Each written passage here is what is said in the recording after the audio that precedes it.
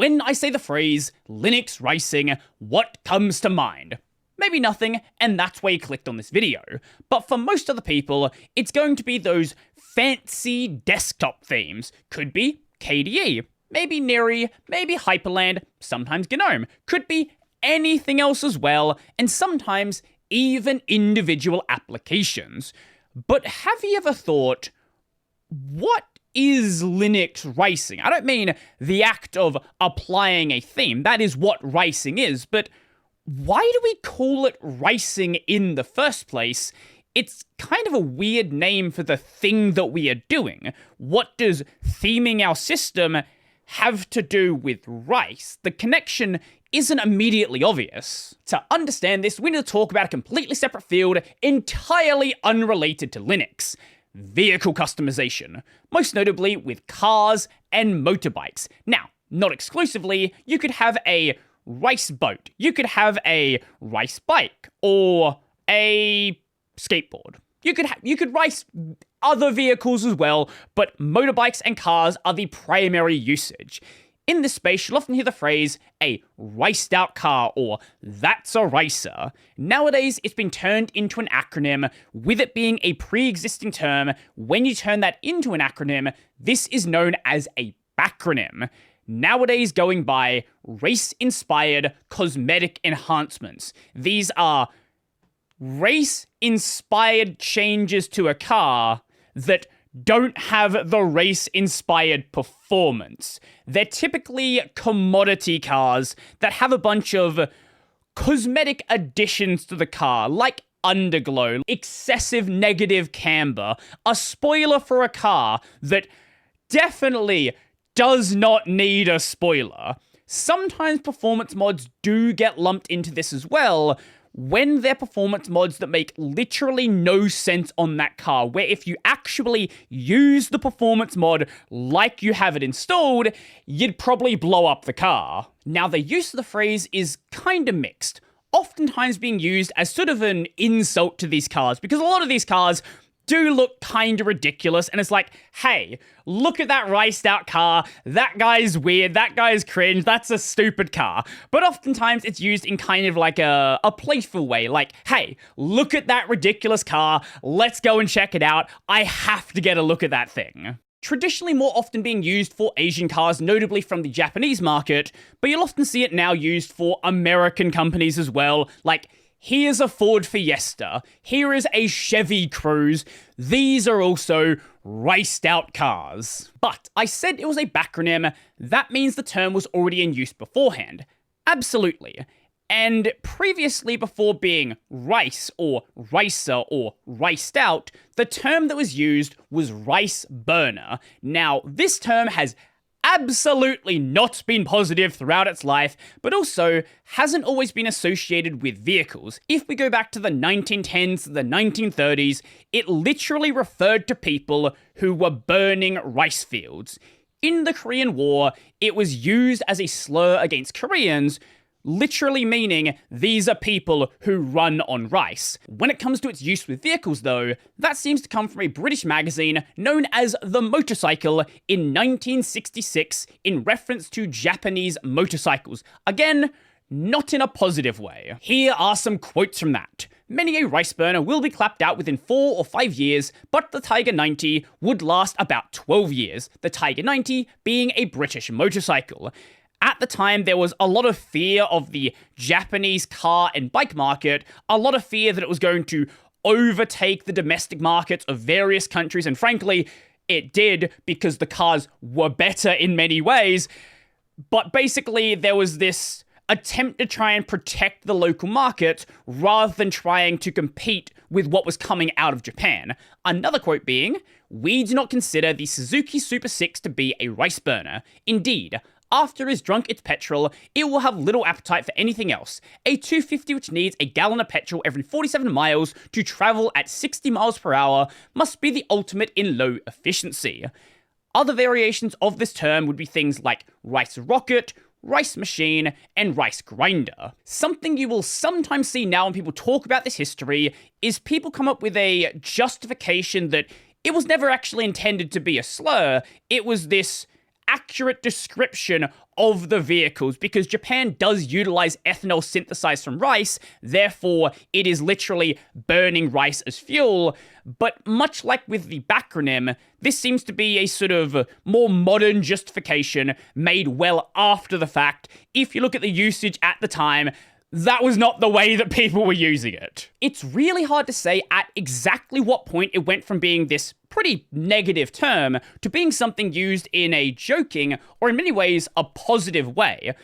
I think part of that, though, goes back to a lot of the JDM cars of the 90s. JDM is Japanese domestic market. These are cars which are absolutely beloved even to this day. Beloved so much that, well, if you want to buy some of them, you're going to be paying a lot of money. The R34 Skyline, the 240SX, or in the domestic markets, the Silvia. We have the A80 Supra, the Mitsubishi Evo, the Honda Civic, and who can forget the absolute legend, the Suzuki Cappuccino, along with people falling in love with drift legend Keiichi Tsuchiya, and of course the car he drove, the Toyota AE86, which went on to inspire series like Initial D. Then you had the early popularity of franchises like the Fast and the Furious, and I know people kind of just make fun of it nowadays, and family, but early Fast and the Furious was very much tied up in, like, early 2000s car culture. A lot of people really loved the series. Along with that, you had absolutely legendary PS2 racing games like Need for Speed Underground, Midnight Club, Juiced, and many others. So at this point, you had this whole new generation of people that were growing up idolizing Japanese cars. No longer were Japanese cars this thing to be feared. They're going to take over our market. They're going to displace our car sales because, frankly, a lot of the American cars of the 90s were not very good. People were like, oh my god, I love Japan. I love Japanese cars. I love Japanese car culture. I want to customize my car like they do in Japan.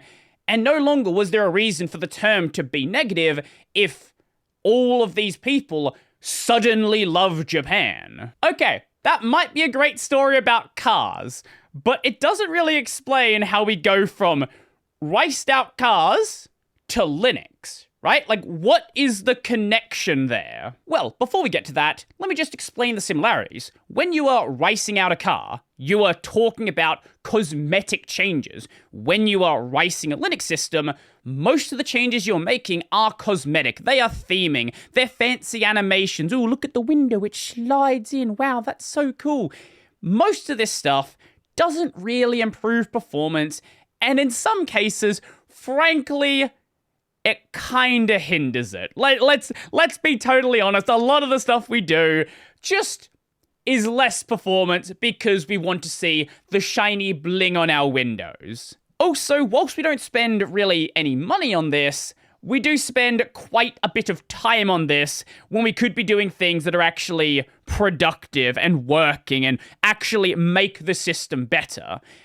Hopefully with this, you can start to see how it was sort of primed for things to have a crossover. Both these cases were doing things basically just because they look cool. Well, in the late 90s and the early 2000s, something else started gaining popularity, something you've probably never heard of because no one ever uses it now. It's this little niche thing. The internet. This is where we started seeing, of course, image boards and forums and people talking about these cars and people talking about what's going on in Japan, people talking about these racing games and talking about how great these JDM cars are. And with that, you started getting a lot of mixing, right? Because a lot of people who use Linux, they don't just use Linux. Maybe they have other hobbies. Maybe they do like cars. Maybe they hang out in some of those car forums. Here we have an article from OS News published back in 2005. If I search rice, future Gentoo ricers, Gentoo was rice. The ability to be a ricer is not a selling point. I think we loop back. We did loop back, but there are comments in here about Gentoo ricers. Now, it's unclear 100% what brought the term to Linux, but there is a page that is often cited. Sadly, the original version is down. There are archives available out there. Also, it is archived on the Wayback Machine.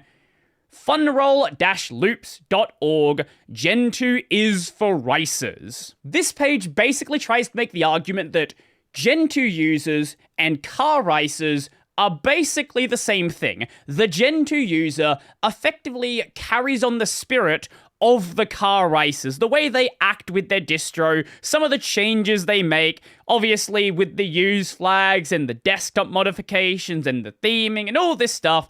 A lot of it, you pretend like it's actually productive, you're actually doing something that improves your system, but most of the time you're kind of just wasting time because you kind of think it looks cool. And there's nothing wrong with that. Absolutely nothing wrong with that.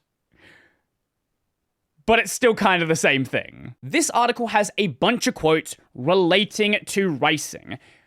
None of the quotes mention the phrase racing. Racing, racer is only used in reference to headings and some quotes written by the author of the article, not any of the forum posts and image board posts that are referenced in here. So it's unclear if maybe there were people who had used the term before, because 4chan was around at this point, not for long, about a year at this point, but there were other places as well. So it's possible somewhere else they'd used the phrase racing before this, but this seems to be the page where it sort of became mainstream Linux knowledge. And that happened because this was posted on sites like Slashdot, which at the time was pretty much the go-to place for Linux news. For a while, this term was mostly associated with Gentoo users because Gentoo was kind of this new kid on the block. It was only a couple of years old at this point, but it was this place that was very different to what Debian and Red Hat and Ubuntu actually was out at this point. The very new Ubuntu were doing. But when things like Arch Linux, which was out at this point, but was only about a year or so old, when things like that started gaining popularity, it also became associated with that. And then as time went on, it stopped being associated with just a singular distro, with a singular desktop, and sort of started expanding out into this wider Linux thing. You can be a racer on Ubuntu with GNOME, you can be a racer on Gentoo with DWM, you can be a racer on CachyOS with KDE, all of this totally the same thing. I also think what helped here is Linux has this very strong connection with Western anime culture. Not really in Japan, because Japan doesn't really have much of a Linux culture, but the Western side of this, you'll see a lot of overlap. A lot of Linux users do like anime, do watch anime. So when you start combining that with JDM, which a lot of these anime fans probably like JDM, know about things like Initial D, know about various other car series at the time. Maybe they're playing something like Tokyo Extreme Racer. Maybe they like the Japanese cars in Need for Speed Underground. A lot of these things sort of come together and create this perfect situation for this term, which at a time was meant to insult Japanese bikes and Japanese cars, to eventually become this positive thing, and then once it became positive, make its way over to other people who also are quite positive about what is going on in Japan. With this mixing of Western anime culture and Linux, you'll often see a lot of the races, even to this day, being very anime inspired. You have to try really hard to not find any. One thing I think is interesting though is the usage on Linux and the usage with cars is a little bit different. With cars, it's usually reserved for the more ridiculous looking cars. Again, the spoilers when you don't need them and all of these ridiculous modifications where the car is frankly not drivable on a regular road. You can take it off your trailer and put it where it needs to go, but if you try to go over a speed bump, it's probably just gonna all fall apart. Whereas on Linux, racing is even used for just basic color schemes, not even like weird, crazy things, but I want a red highlight instead of a blue highlight. That is still considered to be racing. So with all that, I hope you learned something about Linux racing. Did you know the origin of the term? Did you know it was related to car culture? Did you know about the early usage as well? Or are you just learning everything now? I would love to know. Let me know your thoughts down below. If you liked the video, go like the video, go subscribe as well. And if you really liked the video and you want to become one of these amazing people over here, check out the Patreon Scribes Daily Pay linked in the description down below. That's going to be it for me, and show me your desktop.